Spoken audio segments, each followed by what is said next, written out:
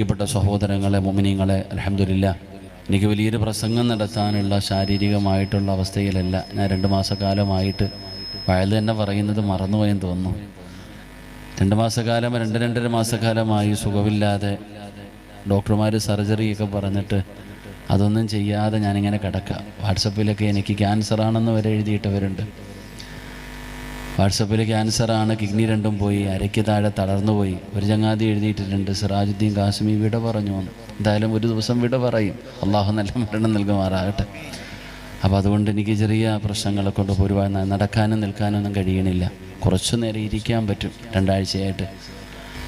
എൻ്റെ പ്രിയപ്പെട്ട സഹോദരങ്ങളെ, സഹോദരിമാരെ, നമ്മളിപ്പോൾ ജീവിക്കുന്ന ഈ ഒരു സാഹചര്യം വളരെ ഡേഞ്ചറായിട്ടുള്ള ഒരു സാഹചര്യത്തിലൂടെയാണ് നമ്മൾ കടന്നു പോകുന്നത്. എല്ലാവരും വല്ലാത്ത ഒരു ഭയത്തിലാണ്. എല്ലാവരും വോട്ട് പട്ടികയിൽ പേര് 2002 പേരും തിരഞ്ഞ്